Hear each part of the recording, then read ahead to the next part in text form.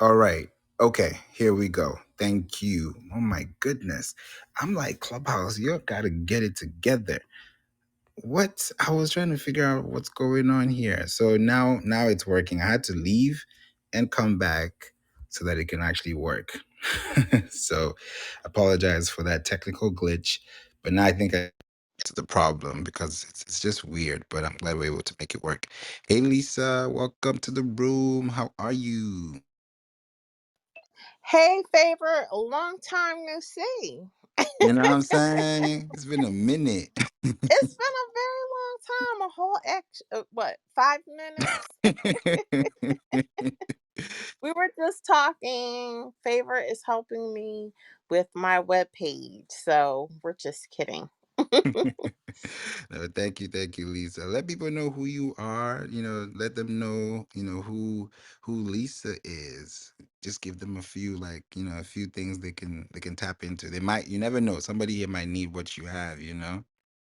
That's so true. I'm a little rusty. I haven't been on stage in Clubhouse for a while, but my name is Lisa. I am a diabetes educator and registered dietitian, and I work with people with type 2 diabetes who don't want to eat bland and boring foods, who want to get their blood sugars under control, get their A1C levels in normal ranges, and who don't want to be restricted, who want to enjoy these upcoming holidays without, walking away from the table feeling like they've, been left out at a party. So if you have type 2 diabetes and you're struggling with your blood sugars, you want to tap in and send me a message.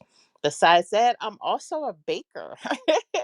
I'm multifaceted, multi-talented in that way. And I'm teaching, sorry about that. I also teach baking classes, French macarons, bread baking, fancy cupcakes. That's all me too. So if you are looking to up your skills in the kitchen, you definitely want to tap into me also. All right, Favor, over to you. Thank you, Lisa. Thank you so much. I appreciate that. And yes, please make sure you tap into Lisa's profile, follow her, connect with her if you have any questions, because you never know, somebody around you might need it, and information is power and it's applied. So thank you so much for that, Lisa. For those hearing me for the first time, and I see you, Max, welcome to the house. And please make sure you leave here with the marketing club ticket and cash it in before you go. For anyone that's going to be listening to this replay going forward, my name is Favour Obasi-ike, and I'm the founder at Work and Play Entertainment. I'm also the founder and podcast host of the We Don't Play podcast show, which is a top 3% global ranking show. And we're connected to over 119 countries with over 430 episodes. We're in season 9 right now, and it's called We Don't Play. So you can literally type we don't play podcast.com and you will find the podcast episodes that you can listen to. We cover everything from business, relationships, food, travel, everything that you need to know about social media marketing, advertising, real estate. We bring a lot of guests on board. So you don't want to miss out on those great topics. And you might learn a few things, about the topics that we bring out. So we're definitely excited to be here and, give you some insights, because today's topic is very, very, very specific. It's very specific. No problem. I'm seeing Lisa, no problem. That's fine. I know Clubhouse has changed. Even their buttons are big now. You have to kind of figure the whole thing out. So it's just crazy. But it's good. It's good that we're here, and we're here to make sure that we can all connect. So today's room topic is going to be very exciting for those who have never heard of this before. Bottom of funnel SEO strategies. That's a topic that a lot of people don't really hear or talk about much. But today's room, I'm going to pretty much give you the lowdown on how this works, why it works the way it does, why it should work the way it should, and what you could be doing to make sure that your business is also at the top. Your business is also at the top. And how do you make sure that your business is at the top? By answering questions that the people at the top are answering. This is a great time for you, especially as a business owner, to have your business publicly pretty much in an alternative state, if that makes sense. What do I mean by alternative state? I mean that if you have a business and you have a competitor, right?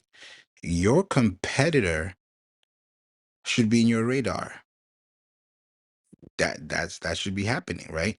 So if you have somebody in your radar, that means that the person in your radar, hey Julie, the person in your radar is going to be the person who your competitor is going to connect with consumers that you're trying to attract.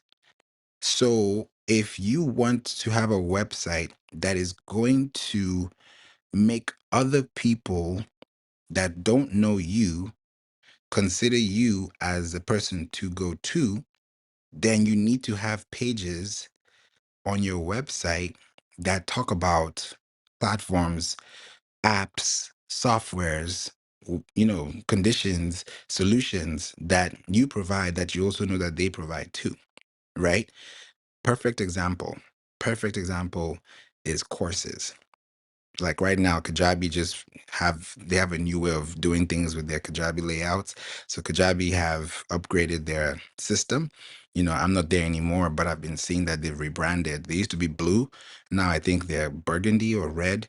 So a lot has changed. And when a company changes a color, it says a lot about a business. I don't know if you guys have noticed that, but even with Moe's, I don't know if you know the Mexican fast food called Moe's. They used to be, I think, red.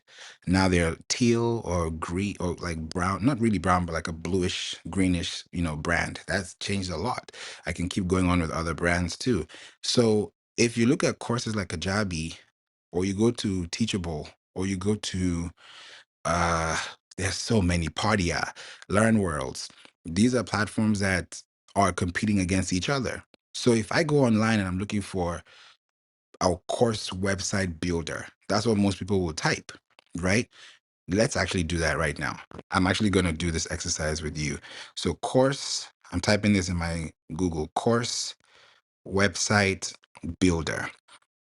As soon as I hit enter, what do I see? I see Thinkific, I see Kajabi, and I see Absorb, right? Apparently, there's now an AI course builder called absorblms.com, right? It's not even free advertising, just information for you to get because you have to be aware of what's going on. There's Zapier, right? And then there's Thinkific, and then Learn World, and then Teachable. Now, at the very top of this, right after, like, I'm going to go somewhere with this. I'm actually going to put this link in the chat so that you guys can see what I'm referring to. I just found the link. I put it in the chat. Boom. So that link you see in the chat, right, is a link that I saw on Google after I typed in course website builder. Why is this specific website why is Zapier is not a Zapier is not a course platform. It helps with courses because of the automation, but Zapier is not solely or independently, or I can say as an individual unit, as a course builder. But guess what? They wrote an article September 5th, right? And it's a 17-minute read. And the topic is the 10 best platforms to create and sell online courses in 2024. Now, they're going to tell you all the ones that are there. There's Udemy, there's Skillshare, Teachable, Podia, Kajabi, Mighty Networks, Simplero, Learn Worlds, Pathright, and Thinkific. Now, they've already told you what it is. Then they're going to go break it down even further. Now, why is this a bottom of funnel SEO strategy? Because it's bottom of funnel because people want to learn more about the platform. Like I wanted to look at a course builder. I don't know where to start. I don't know which one to pick. I don't even know who's the top of the market. All I'm doing is just making an easy Google search. And then I get a whole article giving me all the competitors in one file. That's the power of bottom of funnel marketing. I'm gonna go deeper into it, but before I do, wanted to say hello to you, Julie, as well. Good afternoon. How are you? Welcome to the room. Julie might be busy. Go ahead, Lisa. Our Oh, right mic on. is stuck. My mic got stuck. I said, I'm happy to be here calling in from New Jersey. Hey, Jersey, what's up? Thanks for being here, Julie. Appreciate you. And I see you guys as well coming into the room. For those who have a ticket, please, please, please, please, please click the very link at the very top, which is saying Marketing Club, and you'll be able to join. We are slowly creeping on 350K members. We're at 349,934 members. So, you gotta join us so that you can join the 350K club, right? And a lot of great tips, marketing tools, and things are here. And before the end of this room, I'm gonna tell you guys about an offer that I launched yesterday. So I'm gonna tell you more of those things as well. Sanjay, I think you got a crush on Julie. I don't know what that is for, but you got to mic up if you want to talk to. So I just Wait, saw who, that. who has a crush on me? I Sanjay has a crush on you. Oh my Sanjay God, I blew just saw you. that. What the heck? Okay, we need to delete him. Let's Yeah, do that. yeah, we gotta get you out of here, bro. And if you do anything and you type anything in the chat, you're out of this room. I'm just telling you now. So you got one more chance. So if you put anything in the chat, you are out of this room. So that is a warning. I like to give warnings before I do anything. So keep your hands tight and keep your fingers also, in the right on the right QWERTY keyboard. But back to the regular discussion. When you look at it, all right, here you go. Bye bye. Yeah, he got his bye bye. Exactly. Yeah, you see, it's so crazy. You give people warnings, they don't listen, and then they're gone. I give So attention yeah, to it, but that- like I always wonder how do people have so much time to be just jerks or trolls? Like I never get that. yeah. Exactly. He had two friends, so we see why. He said two. She said two friends. Friends. It's Mhm. okay. At least you got a friend somehow. But I'm glad that we're here to connect. Austin is going crazy too. No, but I'm glad you guys are here listening to this because this is something that I believe you can learn, right? You can definitely learn how to do these things, right? Because bottom of funnel SEO strategy for your business website is so important. The reason why it's so important is because you are putting yourself in front of the line or at the front of the line. And by the time somebody goes online to look for a solution, you're the one that they're going to look at. Before this year is over, I've been saying it all year, but I've been waiting to see, how things go. But I'm going to do something like this. What do I mean? I'm creating an article that is going to talk about the top SEO courses to buy for 2025. I'm not even talking about 2024 because the year is pretty much over. So I'm planning ahead so that in 2025, if you're looking for courses in the beginning of the year, you're going to find my article with all the SEO courses, including mine. So, yes, Lisa. So, those are the things that you have to look out for because if you're in an industry, what are you showing people and what are you telling them? Some people may say, "Oh, doesn't that mean that if I send somebody, to somebody else's course and they buy their course, what is in it for me?" Hello, not everyone is for you. But if you direct them to where they gotta go, you get traffic, you get credibility, you get domain authority, and that's not the only person that's gonna buy the course. There are 8.1 billion people. So you shouldn't be worried about one person not buying your course, right? So the right people will come. Imagine the person that you don't want to buy your course, buys your course, and then gives you a headache or charges back. You don't want those things, right? So you want to make sure that you're also doing things in a very smart way, right? So this bottom of funnel, right? Like Austin said, tofu, mofu, and bofu. I like the way that it's just, it sounds like candy. You know, when you have those three different pieces together, you can really get to know exactly where your traffic is going. I'll give you two examples of two platforms, actually three, so that we can be very specific with this. I'll give you a tofu platform, a mofu platform, and a bofu platform in terms of social media. So it's nothing new to you. It's probably just going to be enlightening to hear. A tofu platform, right? A tofu social media platform is like a Facebook, right? You go on Facebook, you post what's on your mind, you talk about this and that, you get all the likes, right? You get all the traffic, you get all the attention, you get all the shares, all the reactions, you even get memes, you get gifts, you get all these crazy stuff, right? They're all coming to you full speed, full throttle, because you're getting a lot of insights. People are saying, okay, this is what he did today. This is what she did today. This is what he cooked today. This is what she cooked today. Eventually, people want to tap in and talk about what they did, right? So that's top of funnel, because you're not really selling anything. You don't go to Facebook to sell. You go to Facebook to communicate. You go to Facebook to build communities. It's from those communities that the products now get sold. You can't sell from posting, oh, here's my link to buy my product, click now. No one's going to click. They might click, but will they buy? Highly unlikely, you know. And you have to look at it from that perspective. So you're giving people a lot of impressions, right? A lot of connections, a lot of things that people can actually connect to, because daily, you're giving people insights. These insights are very helpful because it allows you to know who is in charge, or who is, who's really out here doing this thing correctly, right? That is a major question you have to answer. Who is out here doing what I want to do, and how are they doing it differently from I am, right?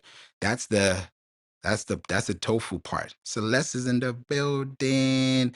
You've been gone for such a long time. So it's good to have you back here. The tofu part is highly based on attraction, right? Another tofu platform I can give you is Wikipedia, right? Wikipedia is so tofu, like it's so top of funnel. Do you want to know the king of England? Do you want to know uh like who do you want to be like, like, think about it, right? Who do you want to read about? Who do you want to connect with? Who do you want to read through? If you want to think about a football or the history of this or the person, this or that, you're going to go to Wikipedia. You may not really read the whole page, but you're going to get those highlights. You're not making a sale off Wikipedia, right? It's authority that you're gaining there. It's high traffic, but low conversions, right? Mofu, right, which is middle of funnel, I can say Reddit could be one of them, right? I could say LinkedIn could be one of them, because that's where you show case studies. That's where you show proof of concepts. That's where you connect with people. That's where you engage. That's where you connect, right? You're not going to make a sale off a case study, but that case study is one step closer to the sale. It's not the sale, but it's close to it. So the closer you get to giving people those MOFU things, like white papers, giving them case studies, giving them reviews, giving them those kind of things, then you want to make sure you can stir the pot, right? How do you stir the pot? By doing a this versus that. I've been taking my time. I'm like, should I tell you guys what digital platform I've been, talking about all month? And I was like, why am I hiding this from you guys? You guys should know about it, just like you know about any other platform.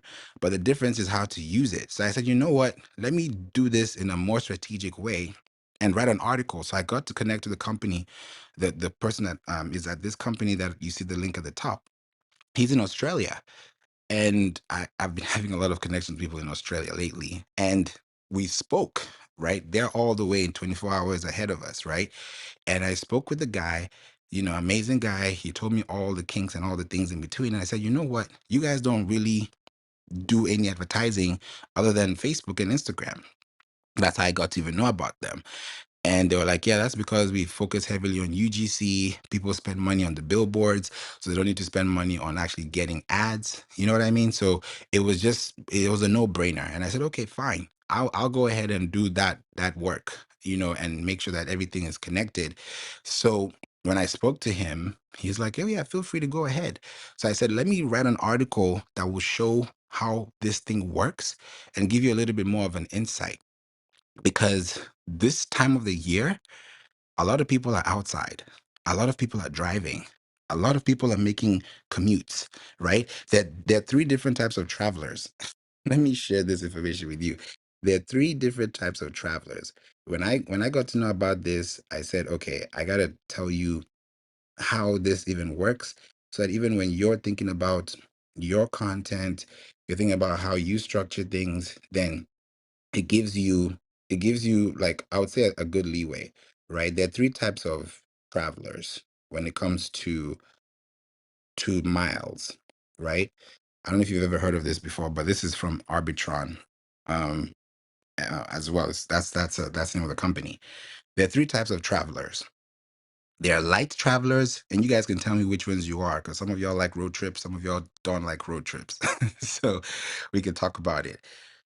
They're light travelers. Light travelers travel fewer than 75 miles round trip per day. So you go to work, you come back, it might be 20 miles, 20 miles. You might stop at a gas station, stop at a grocery store, stop at your friend's house.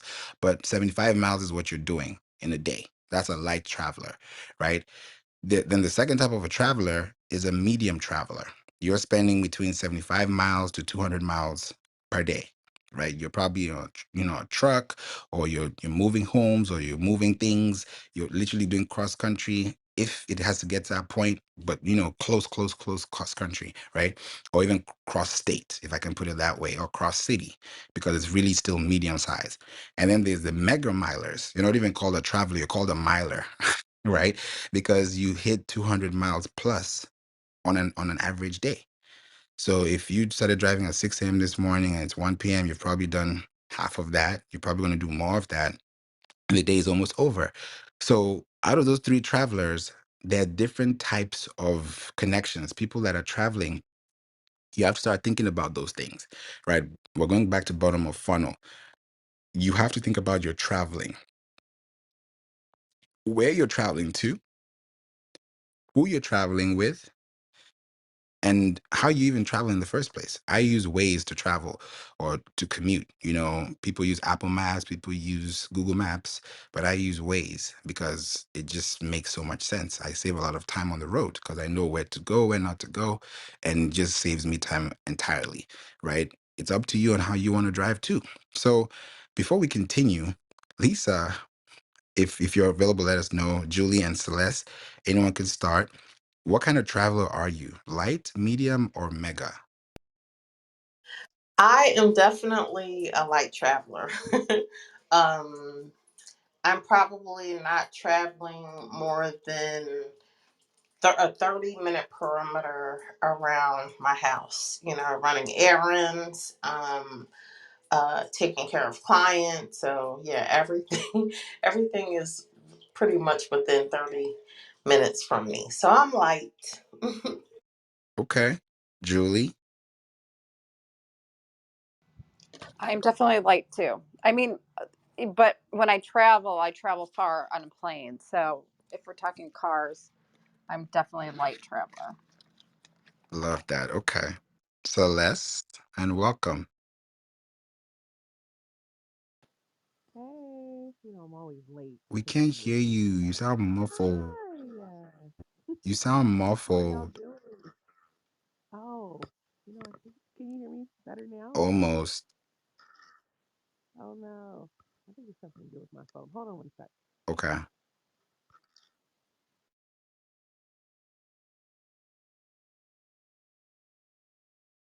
As we're waiting for Celeste, I see some of y'all with the pink tickets. Kalia, Danielle, Kieran, and Madi, please click the link at the very top so that you can join the marketing club. We're close to 350,000 members here, and we do have a lot of great content, a lot of great connections, and we're able to really give you insights on how you can build your business.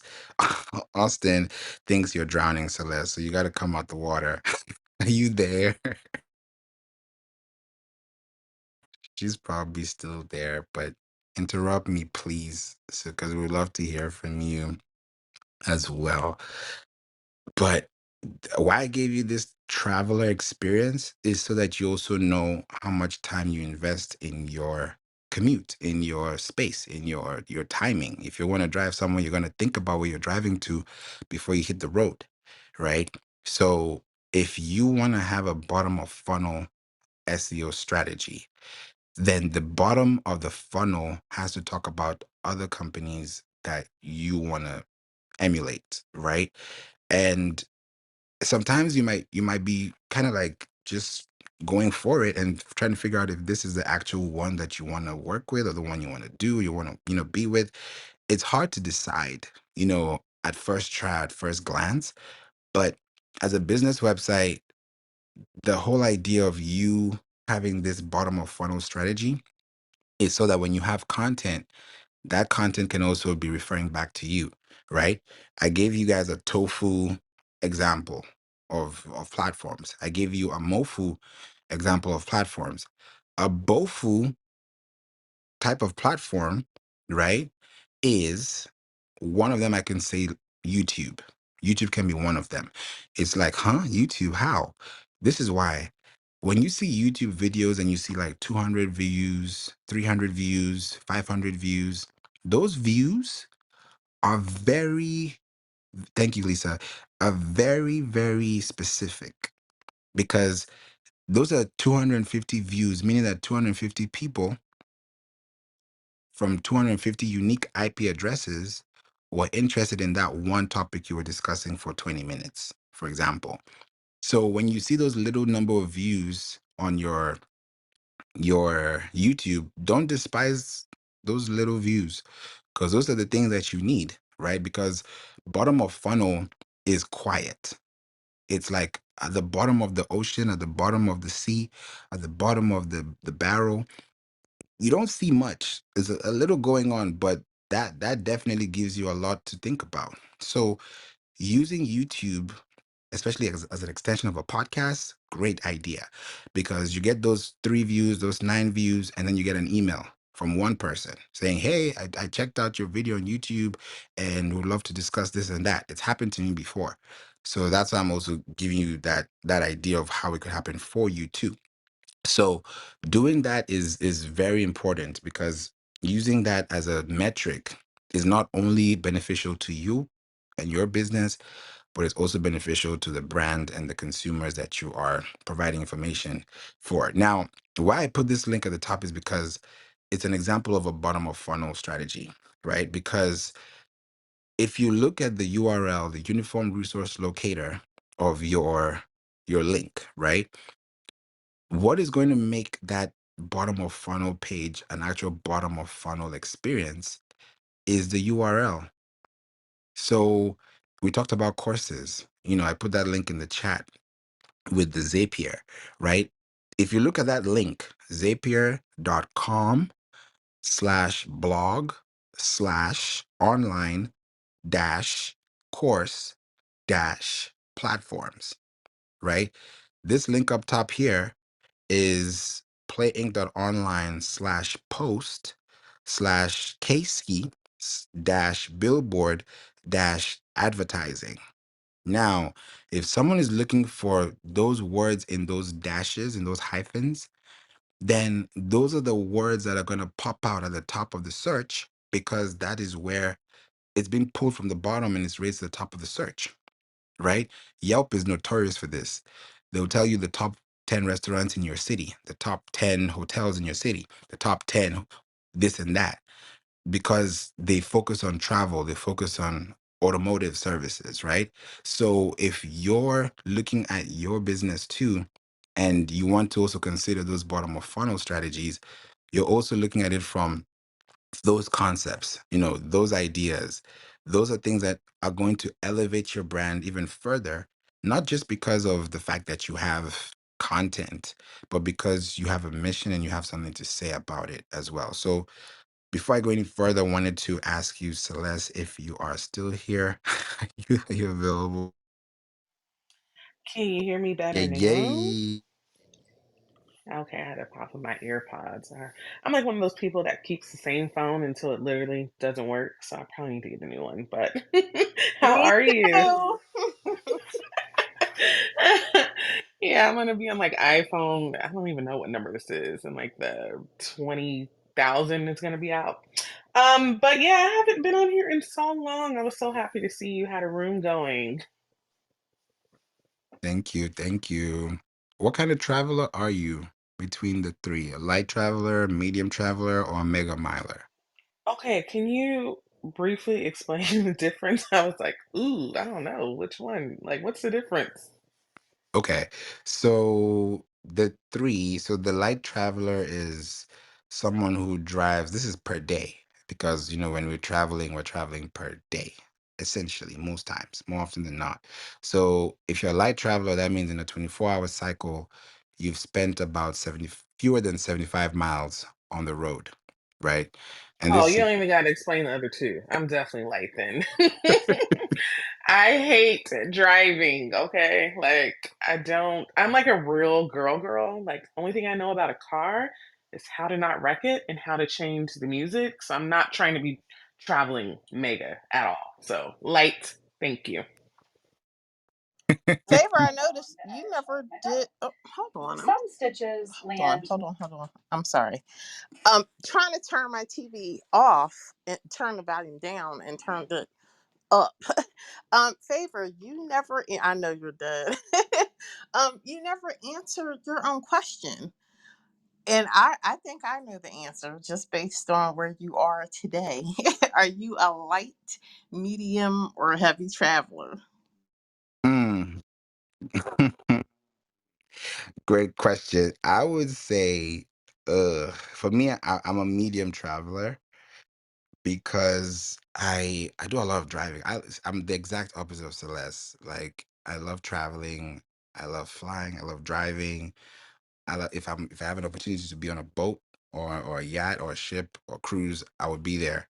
I just love transportation in general. So if I have the opportunity to do that, yes. Like right now, I'm in another city. I fly back to another state.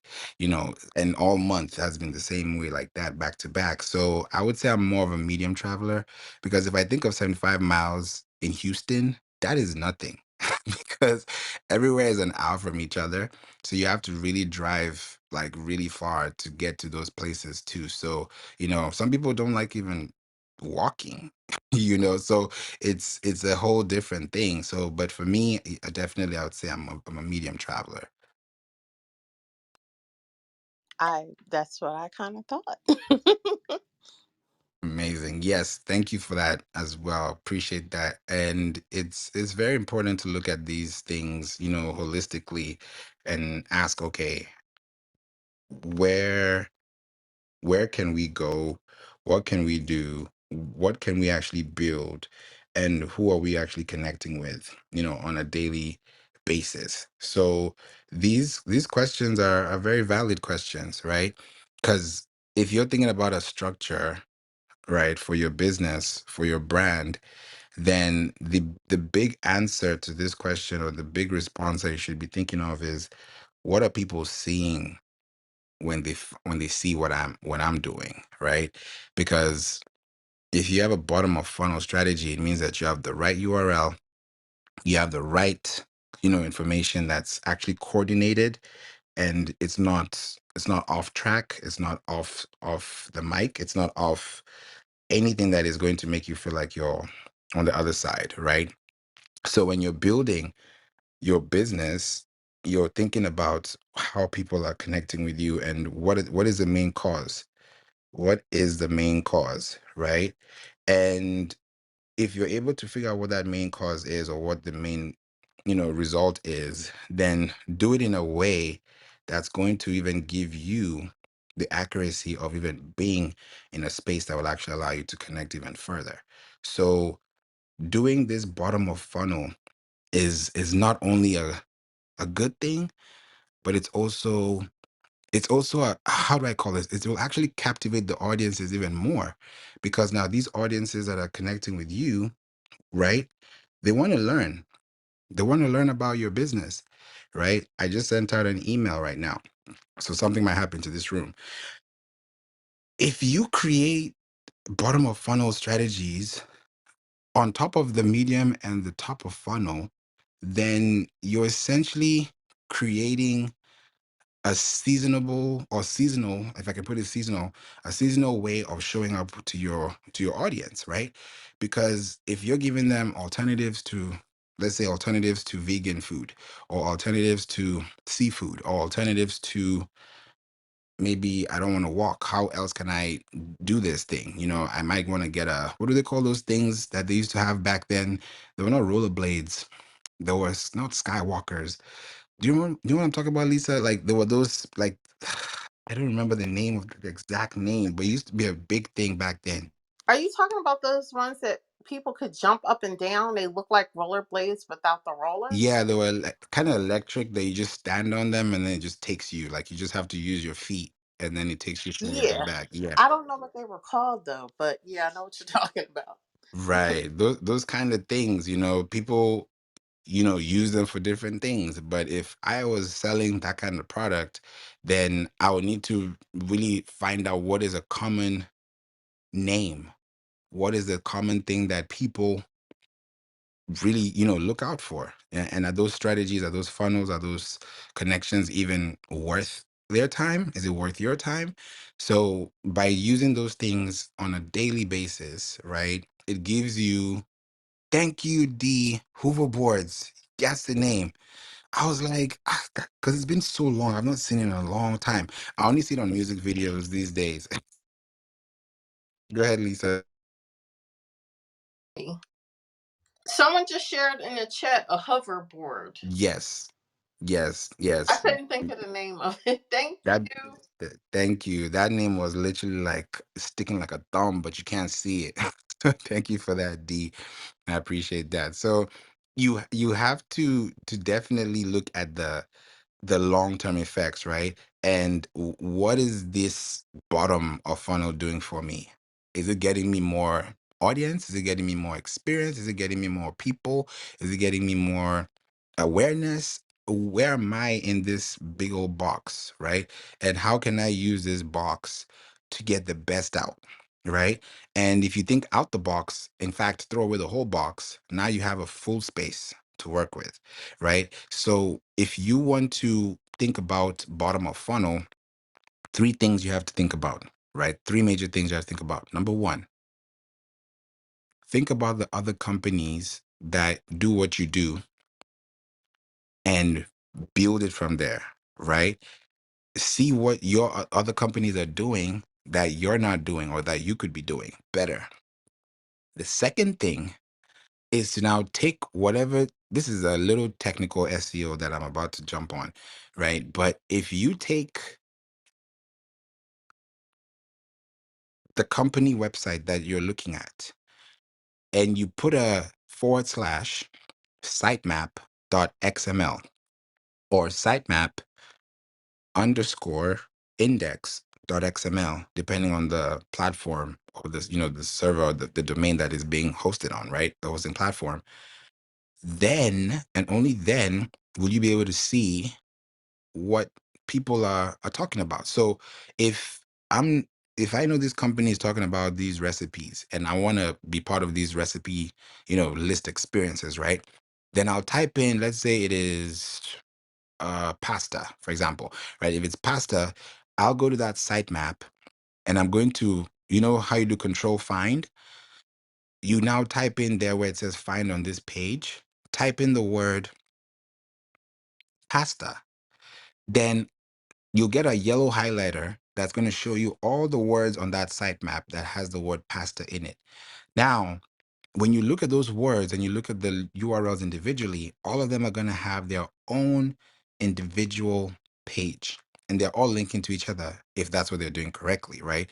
So you want to go into those pages and see what they're talking about, whether it's food, travel, whatever it is. See what they're talking about, see how long it is, because how long it is also determines how well you can also perform on your end when you now, publish your own content. So when you create that and you realize that, okay, this company only has three topics about pasta, right? but these 3 pages are actually doing pretty damn well, right? Then you can now go in there and also create your own experience, if that makes sense, right? Create your own experience and then tell people about how your pasta, if you sell pasta, right, how yours is better than theirs. Not trying to slash anybody off or do anything, in a kind of way, but the whole idea of what you're doing is to let people know, hey, I know what you're buying. I know what you like to eat. I know what you like to have in your plate, but there's something that you probably haven't had that would be actually beneficial to you. Now, when you start doing it like that, then it changes everything. It starts to give you a bigger picture because now you're actually connecting with the right people. These people you're connecting with are giving you insights about what their brand is. So they're not even telling you that, oh, we're Zapier. No, we're talking about course platforms, but you're on the Zapier website, right? That's the control that they're trying to create for themselves. So the quality and the traffic and the leads and all the good things that come with it go back to them, right? So that's the second thing, right? Make sure that you find out all those words that are there that you want to associate with. Then, third, you now want to create content, right? Welcome, Dante. You want to create content that is going to take them from one point to the other by giving them guides, right? FAQs, glossaries, guides. These are when you have a guide, it's taking you from one point to the other. When you go to a mall and they give you a guide, that guide is just trying to tell you, here are all the stores we have, here are all the businesses that we represent, here are all the connections that we have. Choose one, right? When you do that consistently, it gets to a point that most times, more often than not, people would want to connect with you even further because now they're like, huh, okay, what are you talking about that is so cool that I'm learning from you that I could learn more of because now I'm in your space. What's that going to lead to? Someone leaving their contact information on the page, right? I got to know this recently, but I've been seeing it's very subjective, but please test it out. Don't just, take it for face value, just do your test too. But I realized on blogs, on articles, when you have a button, and it happens with emails too, when you have a button instead of an actual hyperlink, people see it faster. I mean, it makes sense because it's a huge button. It's in your face, right? You can click on it and it will take you there. That's why even when you look at images like commercials, you realize that they also create sections that have buttons. Even though those buttons are not clickable, the image is. So because the image is clickable, then you can click through that image just like that, Lisa. So you can create content that allows people to hit that button because that button is also going to create something called a click rate, right? It's a click. Somebody has to click on it. Now, with the URLs, with the hyperlinks, that also works too because people already naturally know what they are. But when it comes to conversion, semantics, seeing the button, clicking through the button, they will see that a lot faster. So third thing is to create content like what they have, but one up it, like give it a little bit more of some depth where you can really talk about those things. And one thing that separates you from the others when it comes to bottom of funnel is this: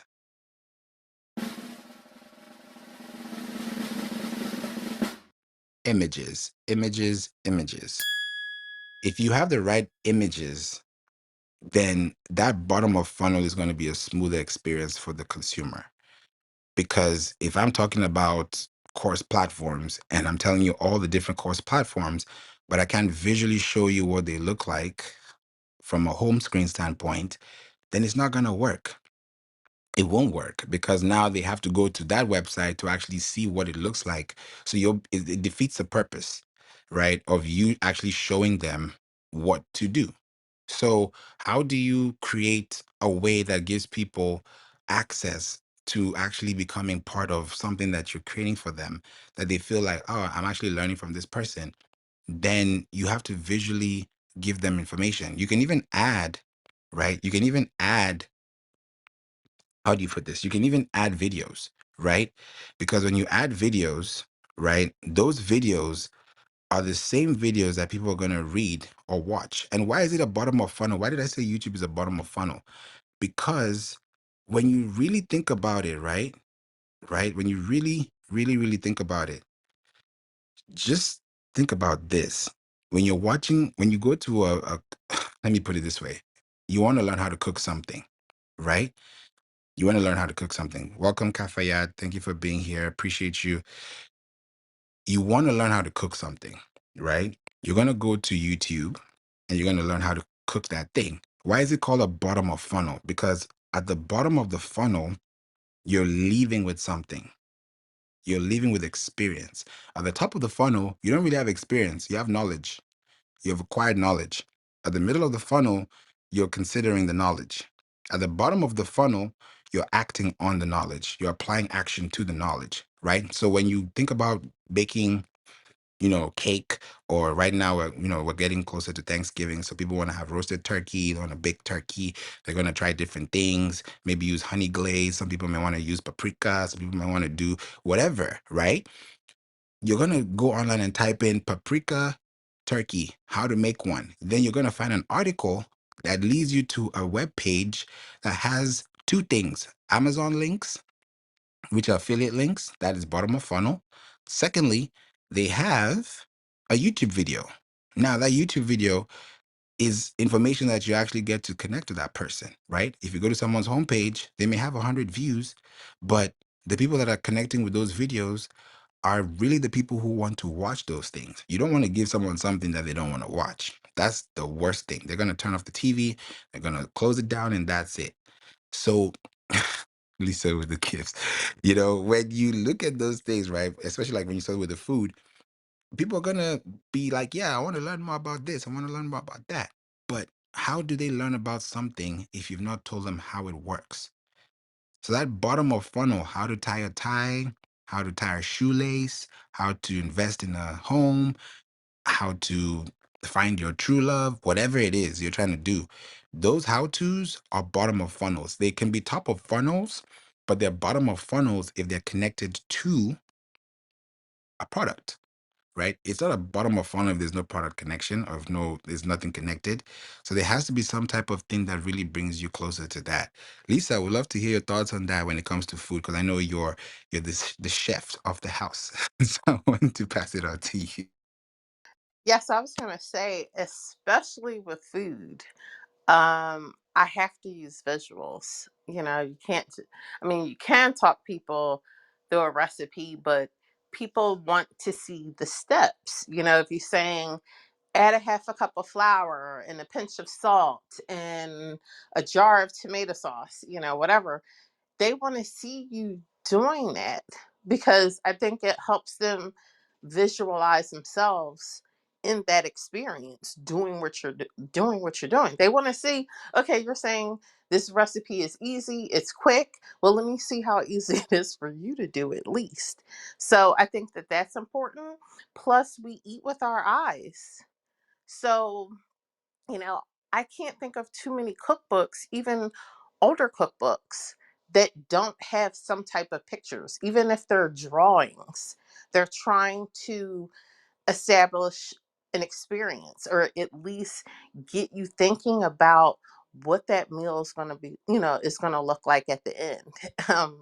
Once they follow all of those steps. So yeah, absolutely, videos, visuals, images, and obviously the clearer and the cleaner the clearer and the cleaner that they can be, the absolute better. I love that. Yeah, you're so right. Because if you say put a tablespoon of salt and people put five, that's on them. It's not on you because you gave the instruction, right? So it's very important to look at the guides and see how those works. And Austin with the Veggie Tales, you see, so it's resonating, right? So Les, I don't know if you're there, because sometimes the mic, it could be there, but you're probably listening. So please let me know if I'm you're here. you see what I'm saying. So go ahead. What would you like to say about this? Anything that caught your mind or caught your attention? Oh no, I was mostly just listening because I know I always talk about SEO, but I've honestly never thought about tofu, mofu, bofu. I don't even think I've heard of that in relation to SEO specifically, more so just to like general marketing. So I'm mostly just taking it in and listening. And Lisa, I love what you just said. You're absolutely right. Thank you so much. And Favor, before you go on, I do have a question, and it's funny that you brought it up because it's something that I meant to ask you when we were talking earlier. You mentioned sharing links from people that are in your business or people that are your competitors. Could you kind of elaborate on that? You said that it was okay to do. Yes. Why is Celeste looking at me like that? Celeste, what's up? Before I say what I need to say, what's going on? Oh, I just clutched my pearls a little bit. Like Yikes. we're sharing our competitors' links. Yeah, elaborate, Yes, please. I'm gonna say this boldly. So, why I said you share your competitors' links in your URL, in your domain, is because you want to, when you think about revenue sharing, I think about domain sharing. Why? These companies, right, are going to possibly get alerts on their account, whoever is managing, if they set it up correctly, that hey, somebody tagged you in this article, and then they're gonna reach out to you. It's happened to me before. There's this platform called SEO Gets. I talked about it before, and I wrote an article about it. And then his name is Matthew Mellinger. I have a photographic memory. So he is the co-founder of that company. He's in Silicon Valley, and this was months ago, right? And we got on a call, and I asked him, "Did you like? How did you see what I posted?" He's like, "Oh yeah, I checked online, and I saw your article on SEO Gets, and I was like, really, I was like, oh wow, okay." He got an alert. I didn't get the alert or notification that he got an alert, but he got an alert that there's an article about his business, about his product that's on the web. When somebody sees that, it's like if your baby is walking, God forbid, towards a station, a train station, you don't want that to happen. You're going to grab that, right? You're going to make sure that the baby is safe. So when somebody is getting alerts, it's they're trying to figure out who is talking about me. What are they saying? Can I fix it? Should I leave it? Should I appraise it? What should I do? So I gave the example of saying, like for me now, it's the last, right? I would do a piece on, let's say, top 10 SEO courses to use for 2025. Then I list Neil Patel's course. I list Google's course. I list who else? There's another guy I know, Jake Ward. I'll do Brian. I'll do what's the other name? What's his name? What's his name? Always wears red. I think his name is Jason. Yeah. All these guys, right? Great guys. I've talked to them. We're not fighting for SEO. SEO is competition, but it's also healthy too. I would put their, if they have courses, I will put the price. If it's free, I'll say it's free. If there's a price, I'll label the price. And I'll say, hey, download this, buy this, get this. Some of them, we may do affiliate links. Some of them might just be out of good deeds, right? Because I'm not doing it to get anything back. I'm just doing it to inform the community. Now, when I've created 10 SEO courses, and then including mine, and I put it out there, of course, you'll put yours first or last, depending on how you want to put it, or even put it in the middle just to blend it in. Then you can now share it with everybody and tell them, hey, check these courses out. The reason why I would do that is because I know that if I get 9 alerts from these other 9 companies, guess what? We might do a collaboration together. We might do a podcast episode together. We might do a joint course together. We might do a workshop together. We might even just highlight each other and just tag each other on LinkedIn. Or they might even tag my post on their LinkedIn, and then I get the traffic because they don't have another place to have it on. So that's why I said it's good to have your competitors' links, but you have to do it very sparingly. Don't just blast links there. You have to do it in a way that you know that every one of these links are pre-qualified, they're eligible, they're good, because you also don't want to steer people the wrong way. especially if someone's going to get a course and the course is a 2018 version. It's not going to be good for your brand. So you have to kind of like do all those crossings, and then when you cross your T's, you dot your I's, you do everything you got to do, then you can now go ahead and show them what it's like. So that's why I referred to it as that. Lisa, does that help? Yeah, I was also gonna say, isn't it also controlling uh like your narrative? Like you're aligning yourself with these people that are huge in SEO. So you're putting yourself in the top 10. I'm not sure if you're in the top 10, but you know what I'm saying? You're aligning yourself with juggernauts of in that field. So and kind of like what you and I were discussing before, before this clubhouse room. I shared with Favor, a very famous baker, and showed him his webpage and told him I like the way it was outlined. And Favor was like, oh, well, like this person has been on Food Network. And he was like, oh, you want to be on Food Network? And I was like, well, yeah, I mean, I guess I hadn't thought that far, but hey, why not align yourself with someone that is where you want to be, or where you have no idea that you should be or could be? So I'll leave that there.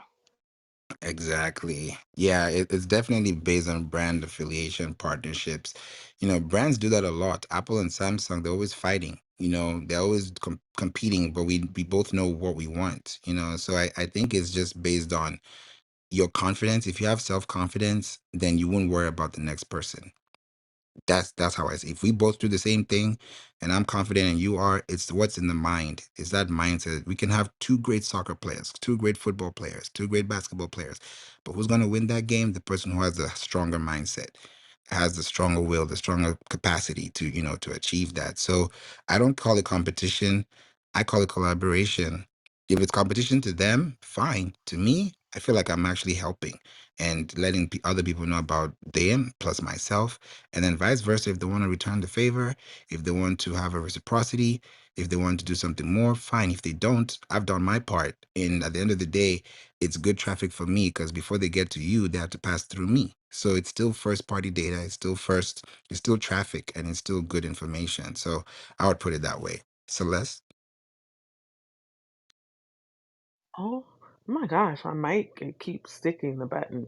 But okay, I wanted to ask you a quick follow-up question. So I'm assuming when you wrote, because this is in relation to a blog, and I totally get that, like, okay, top 10. I've actually seen, this is just a little hint to the audience. I've seen multiple like top 10, top whatever, in that field outrank other sites that are specific to that industry that's being referenced. So a top 10 blog is always a big flex. I wanted to ask you a favor though. When you wrote this list, I'm assuming that these were people or tools, or companies that you've actually used to help you with your SEO knowledge, correct? Definitely. Yeah, you're right, because I would have to vet them and also, expand. It's not like I bought every course. I don't Disclaimer, I've never bought an SEO course ever. I've Googled, I've gone to YouTube, I've, checked out different things, maybe entered a few webinars, but I've never like sat down, bought a course and be like, okay, I want to learn this, because I've been learning it over and over. I learned it in school, and from there I picked it up on my own. So if I'm going to use those links or those platforms, I would go more on a B2B approach and talk about their websites. I would probably audit their authority, get to see how much traffic they're getting, what pages they have, before I even allow them into my space, because I don't want to tell people, hey, download this AI course about SEO, and then they do, and then I look crazy because they looked at me first. So I don't want that on me either. So the way I would do it is making sure that they feel comfortable with that information. And then when they feel comfortable with that information, they can now take that next step forward, because I've kind of said, hey, here's it, here's the thing. And I'll even go a step further and find their LinkedIn, so that I can put their LinkedIn next to their names, so that if you really, really, really, really want to talk to them, then they're there. Some of them are like, Favor, why are you doing all this? But guess what? They're not. You are. So who does Google refer to first? You, not them. And then they're going to do theirs too, and they're probably going to add yours too. So before you know it, you have a whole bridge, and that way you can actually build those connections and give people more reasons to connect with you. So that's why I would do it that way, just because I know that those are opportunities for people to grow. Like on podcasts, for example, if you go to Apple Podcast and type in SEO, just SEO on Apple Podcast, and you look at the top shows and you look at the number of shows, my podcast, this podcast at the top, is one of the top 10. You'll see it there. If you just type SEO, don't even type anything else, you'll see it there. How does it get to that point? Because it has to have a list of content pieces, a list of things that you have to create. So if I say here's a top 10 list of SEO courses, another article is a top 10 list of SEO podcasts, that's traffic because people want to know these things, right? And you're giving people options at the same time, which means you're giving them more options. For you, that's screen time, that's watch time, that's reading time, that's low bounce rates, that's high click rates, that's potential leads. So there's so much you can get from there, and that way you can tell them, hey, here's why our course does the best, not better than, because when you say better than, you're kind of comparing. But if you say here's where we're the best, then you knock off everybody else in the market because they're focusing on just you and not trying to compare you with somebody else. That's how I would do it, Celeste. How would you do it? Would I do it? Is the question. Y'all, okay. I get you, Celeste. I totally get you. Okay, but I'm not gonna tell. I'll tell the very short version of this. I guess I have some PTSD from like I have so many stories, y'all. I had to call a lawyer once on one of my competitors. So when you said that, I was like, ooh. But I do see how like because when we talk about these things, I like to kind of think of like, all right, outside of what we do, how could this work for the average business owner? But what I really, really want to hone in on is the authenticity of the content. I'm not a big fan of us creating things just because we're like, oh, we want this to go viral, we want this to rank. You listed, like, hey, here are the top 10 SEO people that you should follow or use that have also helped me. You actually had been a part of the whole experience of being involved with these people. It wasn't like you just Googled the top 10 and then listed them because you're hoping that they reach back out to you. Like, no, this was an authentic, kind of like a product review. So, yes, I totally, totally support this. I think it's a great idea. And again, if you Google mostly, I mean, almost anything, lashes, I do face painting. Face painting, Yelp actually uses this strategy. There's a lot of gig sites too. If you're in the service-based industry, when you search certain terms, you will see like top 10 XYZ. So again, this is a great SEO strategy. And again, if you do it with the right intentions, I do think that anybody could adopt this. So yeah, great. And thank you for breaking that down. I appreciate it. Yeah, you're welcome. Go ahead, Lisa. Yeah, I was gonna add. It's funny that this came up, and this is why I was gonna ask you the question. I was researching some information and came across an article by a dietitian, and it great article. And I was thinking, okay, so how do I tackle this subject? And then I thought to myself, well, this isn't a subject that necessarily interests me. My plate is already full. I don't feel like fully researching the topic myself and, citing sources, et cetera, et cetera. And that's when I thought, could I just include the link to her article in my article? So, so that I don't have to reinvent the wheel every time I'm trying to introduce another subject, a subject that maybe I don't have as much experience or expertise in. Hmm. That's a great question. Okay, I'll put it like this. If this is something that you're in support of, for example, and you want to add that to yours, I would do it in a very specific way, like this. I would actually put the actual name of the person, and then I would highlight that text, and then I'll hyperlink that link and redirect it to their page. Now, for me to do that is because I want people to have more information and kind of have a base of why I'm even doing this in the first place. Majorly, why bottom of funnel is great for as a strategy is because when somebody's shopping, they have an idea of the price, but they don't know the actual price. So if you're the, I don't call you the price denominator or the price determinator, but because you have experience in those areas, then you giving them information about how much it costs, what they do, a little bit of a synopsis of how they even run their own thing, then you now become the person they come to for the next question, which in turn lets them leave their information with you as an opt in. So you're doing that not just to raise awareness for whoever you're referring to, but you're also letting people know of the potential ranges that are available, especially if it's a paid class. Like you see what we were talking about earlier, how that person on the the chef, the guy, he was talking about his virtual classes and what his disclaimers are. That's the same thing, because if we don't read that, then we'll never know that that is something that they do. That's probably part of their, their structure. So these are things that you have to think about long term. By that way of doing it, then eventually they'll want to connect with you. So what normally happens is, if you do have that highlighted, they will reach out to you themselves eventually. And if they don't, that's still fine, because you're still getting traffic on their behalf for yourself. And if they also get traffic, that's shared traffic from you, which is also allowing your business to gain more authority. Because when you think about market share, if we all sell apples, but I have more apples than you, then I have a bigger market share. So if I'm able to share in my market, which is my community, my people, my tribe, then I'm able to give more because I have more to give. I'm able to disperse more information or give you more insight, instead of you having to go to this other store or that next door neighborhood or that street, because everything is under this one roof. So I would do it for brand authority, domain authority, and page authority, as opposed to, oh my goodness, I hope they don't click away from my page, if that makes sense, Lisa.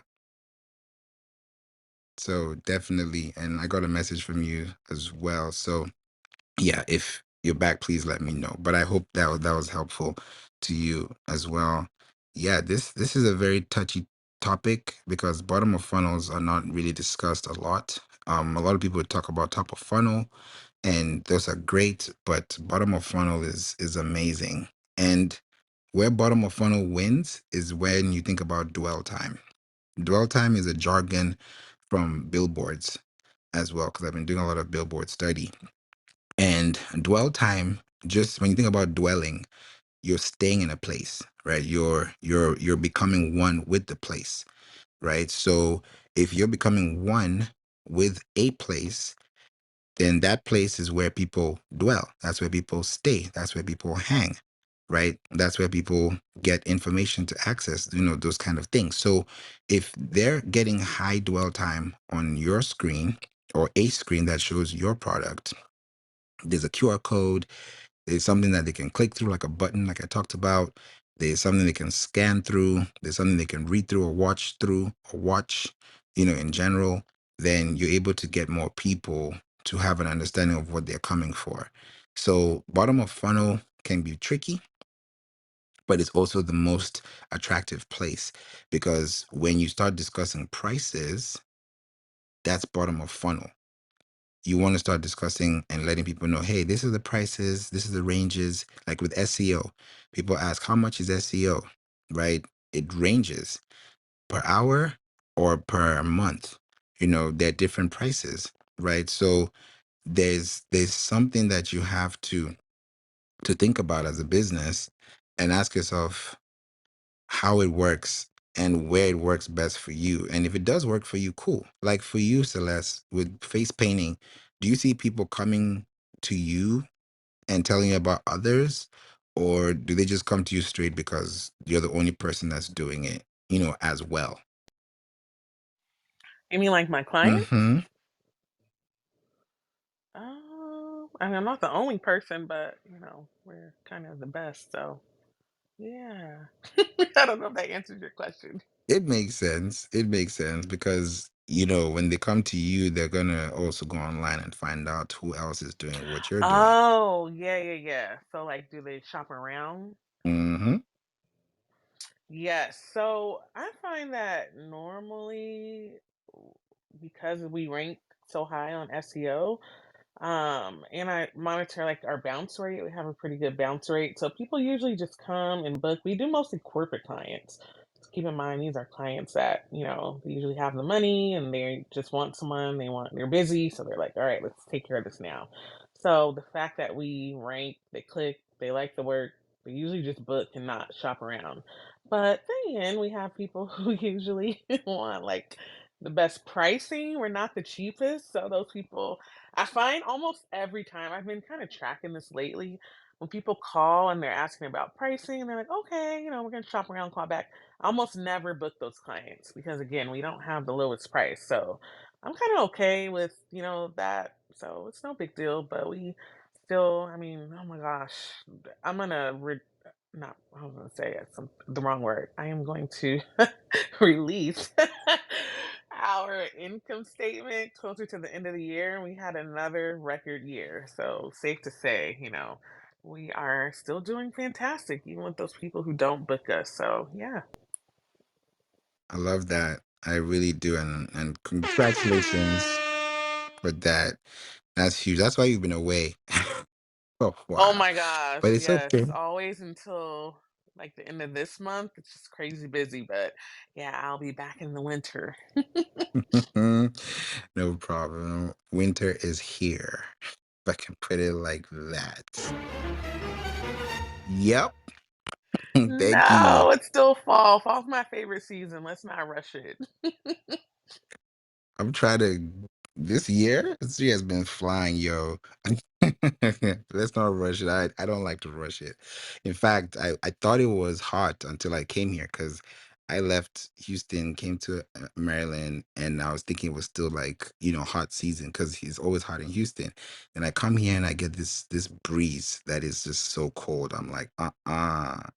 So it's different now and everyone has to get used to it. But I like the cold too. So I'm not opposed to it. It just depends on the time and where you are and how you're ready for the weather. So I like that you said that too, Celeste, because there has to be some correlation between what you're giving and what they're receiving. It has to be in an equilibrium. There has to be some type of exchange that is of value and not forced value, if that makes sense. So your website is the beginning and the end of your funnel. Literally, they come to your homepage, they end up on an actual page. That's the actual page they're gonna connect with. If they're gonna spend 3 minutes, 10 minutes, 30 minutes, that makes sense for you, and how you show up as well online really gives them the ability to learn more about your business, learn more about what you offer, and then also allows you to make, good pricing decisions. You know, these are some things that you have to do with live demos, with consultations. You know, these are things that help you because you might do a consultation with someone, they may not purchase right there, but you can tell them, hey, leave a review so that we can, we love to know how we helped you. That in itself takes you from Bofu to Mofu. And then that Mofu comes back to Bofu because someone reads it from the Tofu. Because they're looking for something, they find your page, they consider the option, and they book a call with you. So it takes a while for someone to even book the call, right? And those are things you have to, think about because the bottom of funnel keywords highly based on high purchase intent. They're close to making a decision. So if you're helping them make the decision because you're adding other people instead of you telling them where to go and they're finding everything within your space, then that's a potential customer that's going to teeter to your product, right? They're gonna have a little tilt towards you because all the objections, all the concerns, all the questions will help, them answer those things. FAQs are great for BOFU. Yes, they may be a little bit of a MOFU because it's case study related, but when you have frequently asked questions about this, The more questions you answer, the more satisfied they feel, the faster the purchase, the higher the retention. But if you don't answer all those questions, then there's no way I can be informed to make a decision. If I'm trying to buy soap and I'm trying to buy liquid soap or bar soap, what's going to make me decide which soap to buy? Because I need to know what I'm using it for. Yes, it's the same soap, but there has to be a reason why I'm choosing this over that. So there's so many things to consider. But if you're able to like get the right information, is it red wine? Is it white wine? Is it dry? Is it sweet? Am I going to be a light traveler, a medium traveler? Like those are questions that are going to keep happening all the time because the more you get to know people, the more you get to learn what they do, the more you get to learn how they do things, and then eventually they now become part of that cycle. So that's what I wanted to tell you all today about bottom of funnel SEO strategies for your business website. So Celeste, if there's one thing you would tell people about this bottom of funnel, what would that one thing be? Hmm. Think of all that I heard today. Okay, was the thing about listing your competitors' links, is that considered bottom of funnel? Yes. Okay, that's the one. Because honestly, I just had a SEO strategy session with someone. Was that last week? And I was trying to think of like some outside the box stuff that I could assign her, like to follow up with her on when I do like the wrap up that I send. And that would have been a good one. So I think I'm gonna go back and send that to her. So thank you for that. You're welcome. I really hope this helps. LinkedIn does this very well. Like I've seen somebody do this on LinkedIn before, and it works. It definitely works because if you're the person that's reading it and you're reading about somebody else's thing, it makes sense. When you go to Sephora and you buy a Fenty product, you're in Sephora buying the Fenty product, right? But you're not in the Fenty store. You're not at the Fenty store, for example. So that is a bottom of funnel because I'm leading you to where other brands are. I'm leading you to where your interest is, and I'm leading you to where you can make an informed decision because of the pricing structure. So if you're part of that pricing structure, if there's a pricing table, and you're comparing and contrasting, then eventually somebody can make a decision based on what they actually want, not actually what you want them to have. So when you give people options, the better. That's why you look at Apple.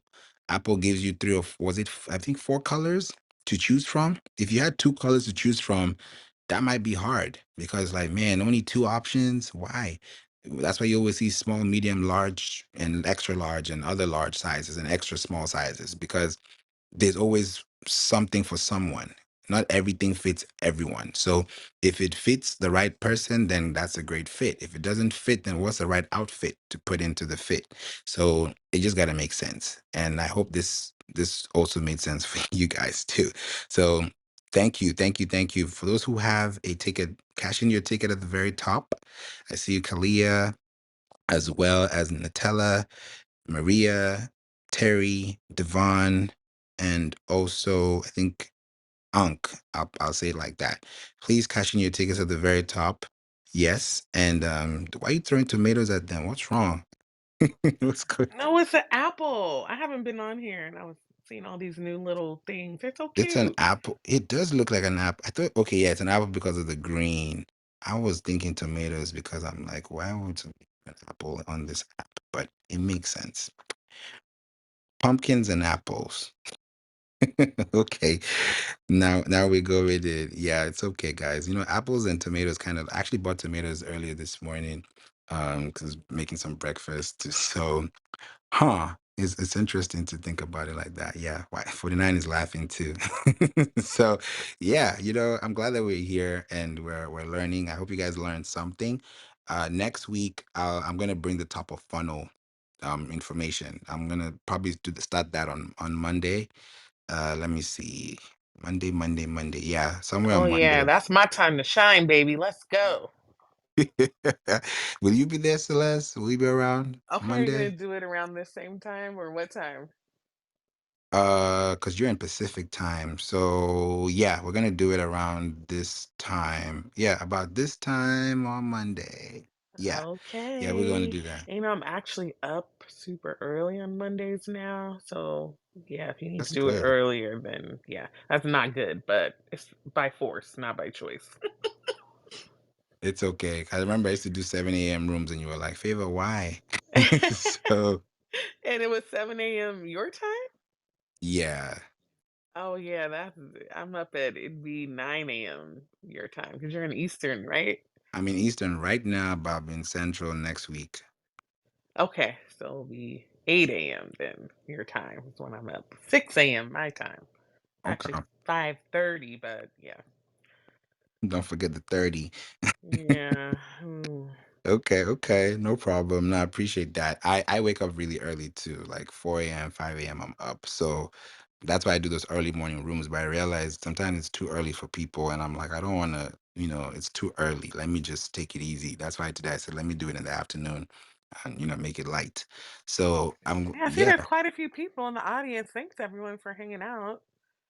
yes, yes. Thank you all for hanging out. Shay, D, Ryan, Tiffany, Carolyn, Richard, 333, Reggie. 49, Lovish, David, welcome back. I don't know if that was a mistake, but feel free to come up if you're available. I guess not. Kalia as well. Yeah, 49. Thank you so much. I see you all as well. Verex, Tally, thank you for being here. You guys are all appreciated. So please listen to this replay. They are on. Go to the very beginning of this room and listen to what we were discussing earlier. I gave some really good examples, and it's really good to look into these things to know exactly where you fall in and where you're going to. So don't just do work because of work's sake, but do it with an intention to actually help other people, as well. So it will go a really, really, really, really long way. And with that said, I appreciate you Wait, guys for wait, being here. wait. What about I saw in the hallway when you were announcing the room, you were talking about your promotion, some $1,000 thing. What's that? Okay. All right. So thank you for saying that. So this is what I've realized. For these next 3 months, in fact, I'm going to put the link at this top. Now that you, thank you for that because I was just about to wrap up this room. So you guys just thanks Celeste because she was like, no Favor, you're not going anywhere without saying that. So I'm going to put the link in the room. I'll actually put it at the top because no, some people don't want to find it. So I'm just gonna make it easy for you. I'm gonna put the link at the top. All right, here we go. I've not done this in a long time. I think probably last time was 2021. I did this, but here's a link, guys. So let's just laugh. And welcome back, Lisa. So welcome. So if you have a business and and and financially it's not really working, I want to look at it from a different angle for you where you can just think about these next 3 months before October 31st, though. Like after October 31st, this is done. So I want you to also read the article. Actually, I'll put the link in the chat so you can. I put it at the very top in the beginning, but I want you to also do some reading too to see exactly why. And when you scroll down, you're going to look at a chart by eMarketer and it's going to give you more insights. Why am I being specific on this? Because between October, November, and December, instead of paying 1,500, 500, 500, 500, you can pay 1,000 one time without paying it three times over or two times over or more than once. And that will allow you to get intel into this quarter because one of the things I've noticed too is digital billboards is on the rise. And it's like, when back in the day when you used to run ads on Facebook and it was so cheap, on Google it was so cheap. That's what it's like with digital billboards now. And very soon, I'm doing some studies. I'm seeing that AI is going to be incorporating into the billboards. There's going to be something called programmatic advertising with AI. So if you have a business and you are serious about this SEO, serious about really making sure that you're up there, we want to connect your website to the search console. I was actually doing a study yesterday, Celeste. I don't know if you know this, but there's a platform called Tag Parrot that they used to do a lot of auto indexing. I got an email from them And I'm also, this is for you too, D. I got an email from them that because of the Google changes, Google has updated their indexing API system and it's blocked out some people. So it's also blocked out their business because they do like automatic indexing as opposed to manual indexing. So because they're sunsetting, that I went online. This is completely contextual to this room. I typed in tag parrot alternatives and I found a bunch of them. So I found some other ones that I do want to add on because they're still trying to figure out the system before the end of the year. And because of these things, you want to be lifted off the ground. So as a business, ask yourself, how far can I get to at the end of this year with what I'm able to do right now and handle these bottom of funnels, right? Why is D giving me the eyes? We'd love to hear from you, D, if you're available. I don't know. I'm sure you're busy, but please let us know if you're available or put it in the chat. So they're stopping. So I'm like, we have to figure out a way to make sure that this thing's still working, it's still active. So in this 3 months, we're not only just going to tell you, hey, here's the SEO and go. These 3 months is going to help you decide what you're going to be doing in 2025. In other words, we'll connect your website to the Search Console if it's not connected. If it's connected, we're going to make sure it's connected to the sitemap and submit it. If it's not, we will. If it is, we're going to now audit that sitemap and see where you are. When was it last modified? When was it last created? Was anything new that was done? If it wasn't done, how can we make sure it's done? Sometimes it may take a delay, but you want to make sure you're also ahead of the curve. Why? Because there's going to be so many things that you have to factor in as a business and ask yourself, okay, in these next 3 months, how can I get the information for 2025 in this last quarter?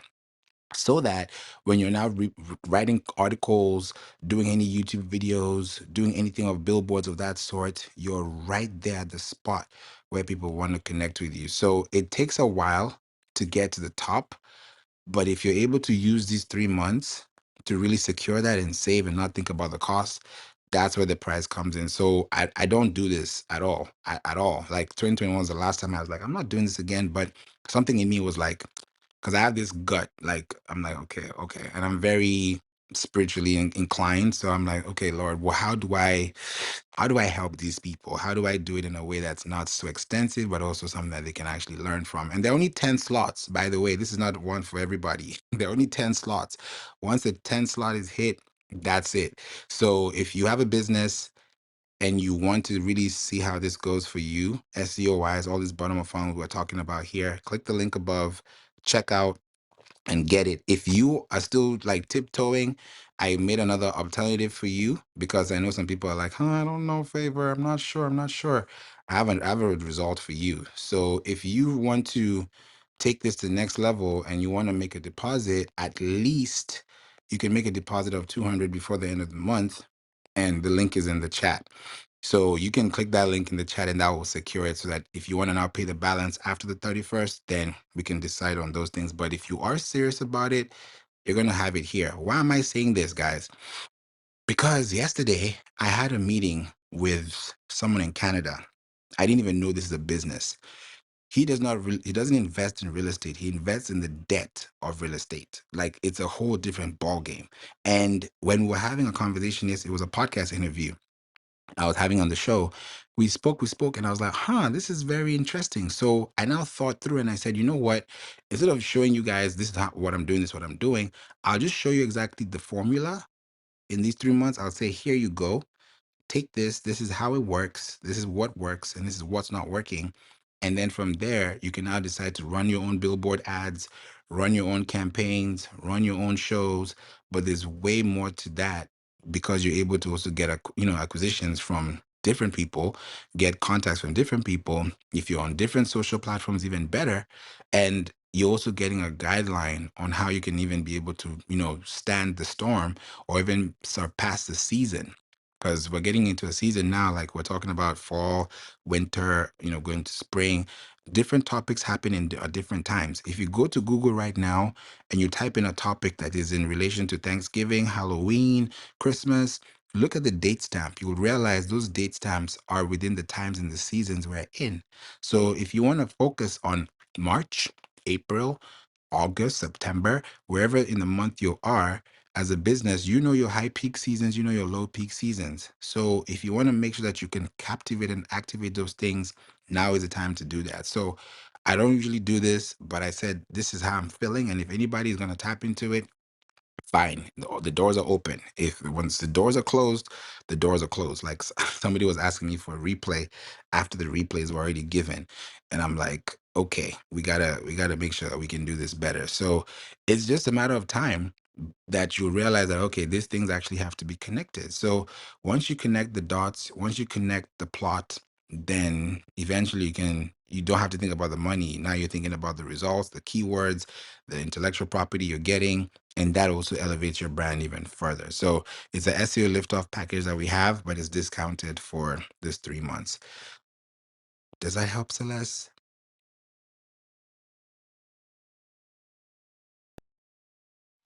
Sorry, I had to go back to my screen. Yes, I saw it and I couldn't quite because I was just reading it. But yes, and that is a fire deal. Thank you so much for offering that. You are welcome. Lisa, are you there? She still might be on the phone. This phone thing keeps like getting me. So sometimes I'm like, is it somebody on there or not? Okay, no worries. But yes, I've not even sent this out to our community yet. So I'm sending this out tonight. So if you are interested in this thing and you want to take it now, please do. We have over 7,000 people on our list in our community. So this thing is just gonna go. But I said, you know what? I'll start off here on Clubhouse so I can, show you guys how it is and really get it up and going. And that way you can be able to even know, what your business is capable of doing in the season that we're in right now. So hope that helps you guys. And this has been a great room. Bottom of funnel SEO strategies for business websites. And if you have a website, this is the perfect time to start that.